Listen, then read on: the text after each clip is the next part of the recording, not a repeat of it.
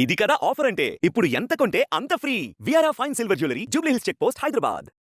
నమస్కారం, welcome to Suman TV. నేను Gitanjali.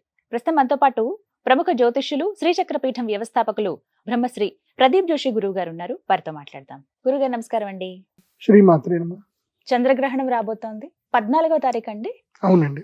14th. మరి ఈసారి ఆ ప్రభావం ఎలా ఉంటుంది? అసలు చాలా మంది నియమాలు ఎప్పుడు అడుగుతూ ఉంటారు, ఏం చేయాలండి, ఎలా ఉండాలి, ఈసారి ఇంకేమన్నా ప్రాబ్లం? ఎందుకంటే దగ్గరలో షష్టగ్రహ కూటం ఉంది, ఆ ఎఫెక్ట్ ఏమైనా ఉంటుందా, అసలు ఇంట్లో ఎలాంటి నియమాలు పాటించాలి, ఒకవేళ ఆ టైంలో మేము బయట ఉంటే ఎలా ఉండాలని అడుగుతూ ఉంటారు. ఏం చెప్తారు? చంద్రగ్రహణం ఇది మన భారతదేశంలో అయితే కనిపిస్తలేదు. సో అందరు నిశ్చితంగా ఉండండి, ప్రశాంతంగా ఉండొచ్చు. దేవాలయాలు ముయ్యడాలు, ఇల్లు కడుక్కోవడాలు, ఆహార నియమాలు ఏవి కూడా ఎవ్వరికీ లేవు. అందులోనూ చక్కగా మన భారతీయులకు ఎవరికి లేవు, మన భారతదేశంలో అయితే లేదు. అయితే ఇది పెనంబ్రల్ చంద్రగ్రహణం.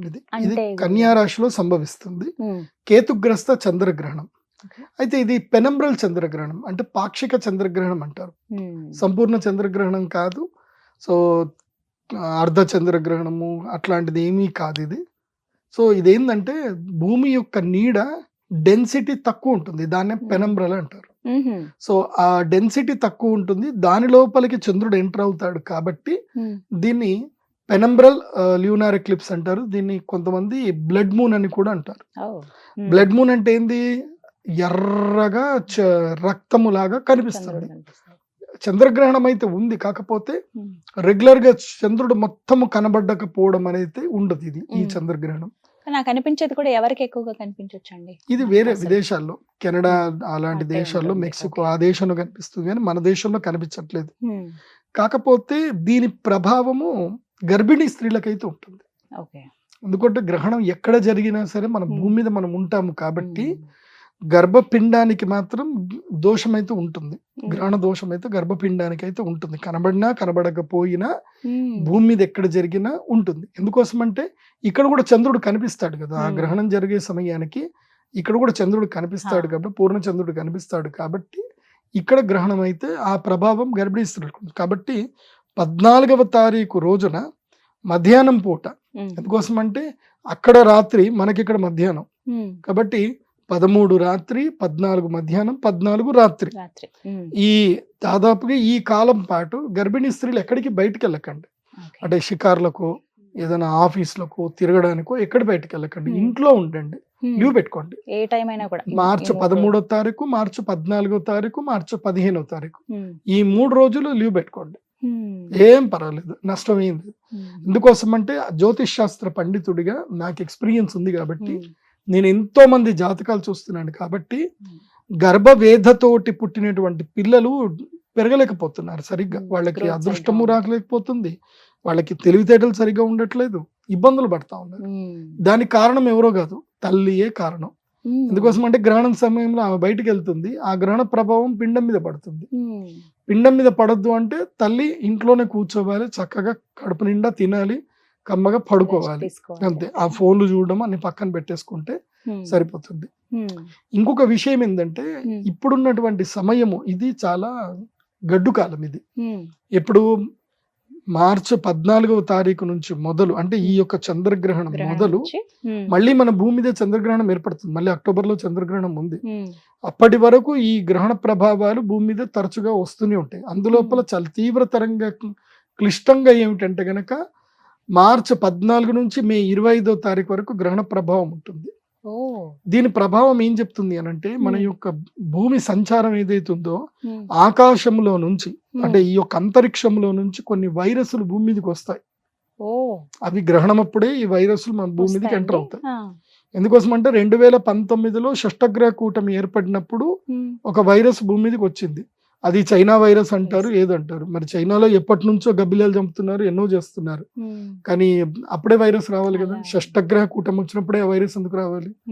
కాబట్టి కొన్ని వైరస్లు భూమి మీదకి వస్తూనే ఉంటుంది. ఇట్స్ ఎవల్యూషన్ ప్రాసెస్ ఇది. ఎందుకోసం అంటే భూమి మీద ఎలాంటి అరాచకాలు జరుగుతున్నాయో, ఎలాంటి నష్టాలు జరుగుతున్నాయో, భూమి మీద ఉండేటువంటి యొక్క మానవుల యొక్క జీవన విధానం ఎలా మారుతూ ఉంటుందో దానికి తగ్గట్టుగానే కొన్ని వైరస్లు వస్తానే ఉంటాయి భూమి మీదకి.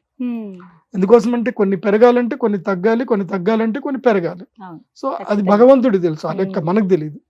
కాబట్టి in the process of evolution, ఈ యొక్క జీవన చక్రం యొక్క ప్రాసెస్ లో ఈ భూమి మీదకి కొన్ని విచిత్ర జంతువులు, విచిత్రమైనటువంటి సూక్ష్మ క్రిములు, వైరస్లు, బ్యాక్టీరియాలు ఈ భూమి మీదకి అయితే ఎంటర్ అవుతాయి. ఎప్పుడు మార్చి 14 నుంచి మే 25 మధ్యన ఎంటర్ అవుతాయి. దానితోటి భూమి మీద జనాలకి కొత్త కొత్త రోగాలు రావడము, ఇంకా మనుషుల యొక్క మరణాలు మెల్లిగా పెరుగుతూ ఉంటాయి. ఇప్పటి నుంచి ఏంటంటే ఈ విశ్వావసునామ సంవత్సరం నుంచి ఎవల్యూషన్ ప్రాసెస్ స్టార్ట్ అవుతుంది మళ్ళీ. ఇదేంటంటే కనుక ఇప్పుడు ఎట్లుంటుంది అంటే పుట్టేవాళ్ళు 8 మంది ఉంటే చచ్చేవాళ్ళు 10 మంది ఉంటారు. పెరుగుతూ ఉంటుంది. సో రేషియో అనేది ఏంటంటే పుట్టేవాళ్ళు గనక 80% ఉంటే చనిపోయే వాళ్ళు 100% ఉంటారు. సో 8 మంది పుడితే 10 మంది చనిపోతారు. ఇవి జరుగుతూ ఉంటుంది. ఇది ఎవల్యూషన్ ప్రాసెస్ స్టార్ట్ అవుతుంది.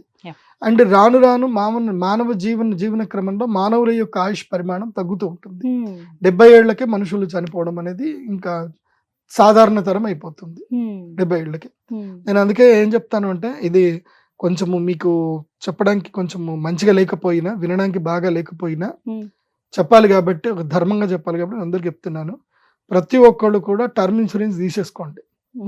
మీరు 80 ఏళ్లకో బతుకుతారనుకోనో టర్మ్ ఇన్సూరెన్స్ తీసేసుకోండి. 2 కోట్లకో ఈ మధ్య కొన్ని ఇన్సూరెన్స్ ప్లాన్లు వచ్చాయి.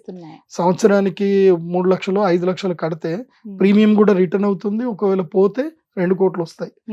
అలాంటి ఏమైనా ఉంటే డబ్బులు వేసి పెట్టుకోండి. మీరు పోతే మీ పిల్లలకి, మీ మీద ఆధారపడిన వాళ్ళకి ఉపయోగపడుతుంది. అవన్నీ చేసుకోండి. అవి రిటర్న్ ఆఫ్ ప్రీమియం ఉంటుంది. ఒకవేళ బతుకుతే రిటర్న్ వస్తాయి, ప్రీమియం రిటర్న్ వస్తుంది, ఇబ్బంది ఏం లేదు. సో అట్లాంటి ఏమైనా ఉంటే చేసి పెట్టుకోండి. నేను కూడా చేసి పెట్టాను. ఎందుకోసం అంటే నేను చూశాను, నా జీవితంలో నేను ఎంతో మంది జాతకాలు రోజుకు 5 జాతకాలు చూస్తాను కదా. చూసినప్పుడు అందులోపల 5లో 3 జాతకాలు నాకు ఎక్కడి దాకా కనిపిస్తున్నాయంటే 2045 కన్నా వాళ్ళ ఆయుష్ కనిపించట్లే. 2042కి అందరి ఆయుష్ అక్కడనే కట్ అయిపోయినట్టు కనిపిస్తా ఉంది నాకు. అంటే దానికి లెక్క ఏంటిదంటే, ఇప్పుడు ఈ షష్టగ్రహ కూటమి ఏదైతే వస్తుందో, ఇప్పుడు గ్రహశకలాలు గ్రావిటల నుంచి బయటకు వచ్చేస్తాయి. భూమి మీద గ్రహశకలం ఢీకొనబోతుంది 2040లో. 2040 నుంచి 45 మధ్యలో ఒక గ్రహశకలం అయితే భూమిని ఢీకొంటుంది. సో అక్కడ నుంచి మానవుల యొక్క పరిస్థితి వేరే తీరుగా మారుతుంది. సో ఇంకా ఈ పరిస్థితులు ఉండవు. ఇంకా భవిష్యత్తులో ఈ పరిస్థితులు, ఈ వాతావరణం ఉండదు. ఇంకా ఈ వాతావరణాన్ని ఎవరైనా ఎంజాయ్ చేస్తే 2045 వరకే ఎంజాయ్ చేస్తారు. 45 తర్వాత ఈ వాతావరణ పరిస్థితులు అయితే భూమి మీద ఉండవు. దానికి శ్రీకారం ఇక్కడ నుంచే మొదలవుతుంది. అందుకే ఈ 1970-80 నుంచి పుట్టి ఈ 2050 వరకు ఎవరైతే బతుకుతారో వీళ్ళు అన్ని చూసిన వాళ్ళు అవుతారు. నాకు తెలిసి వీళ్ళందరూ కారణ జన్ములే. ఈ టైంలో జన్మించిన వీళ్ళందరూ చూసిన వాళ్ళు కారణ జన్ములే. మనం అన్ని చూసాం. మనం రేడియోలు చూసాం, టేప్ రికార్డులు చూసాం, సిడి ప్లేయర్లు చూసాం, తర్వాత MP3 ప్లేయర్లు చూసాం, కంప్యూటర్లు చూసాం, డిజిటల్ చూసాం, అన్ని చూసావు. అన్ని చూసాక అన్ని అయిపోతాయి. సో ఇది స్వర్ణయుగం. ఈ స్వర్ణయుగం అయిపోతుంది. 2050కి స్వర్ణయుగం అయిపోతుంది. తర్వాత ఇంకా మొత్తం కూడా రోబోయుగం స్టార్ట్ అవుతుంది.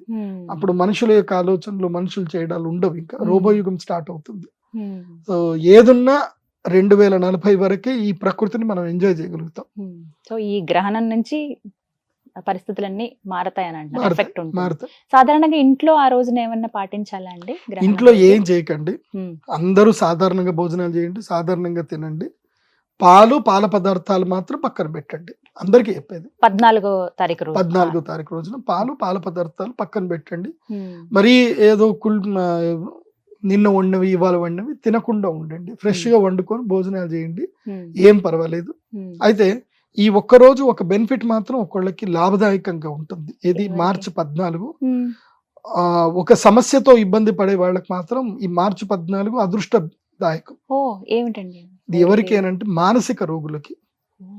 ఎవరైతే మానసిక రుగ్మతలతో బాధపడుతున్నారో, తర్వాత దుఃఖము ఎక్కువగా ఉన్నటువంటి వారికి, శరీరములో హార్మోన్స్ రిలవెంట్ ఇబ్బంది ఉన్నటువంటి వారికి ఏంటంటే మార్చి 14వ తారీఖు రోజున చంద్ర దర్శనం చేసుకోండి.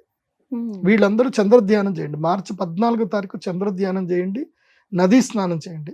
నేను మానసిక రుగ్మతలతో, తర్వాత హార్మోన్స్, ఎండోక్రానికల్ డిసీజు, తర్వాత గర్భము నిలబడకపోవడము లాంటి సమస్యలు ఉన్నటువంటి వారు వీడందరూ కూడా మార్చి 14వ తారీఖు నాసిక్ త్రయంబకేశ్వర్లో కానీ ఎక్కడైనా సరే, నాసిక్ వెళితే మంచిది, గోదావరి నదీ తీరములో స్నానం చేసి లేదా కృష్ణా నది అయినా నదీ తీరములో స్నానం చేసి ఆ నదిలో మీకు ఒకవేళ ఓపిక ఉంటే, మీ ఆరోగ్యం మంచిగా ఉంటే, నాభి స్థానం వరకు ఆ నీళ్లలో కూర్చొని, ఎందుకో స్టేబుల్ గా ఉన్నటువంటి నదిలో మాత్రం చెప్తున్నాను, మళ్ళీ మీరు మునిగిపోతే నన్ను అనేరు.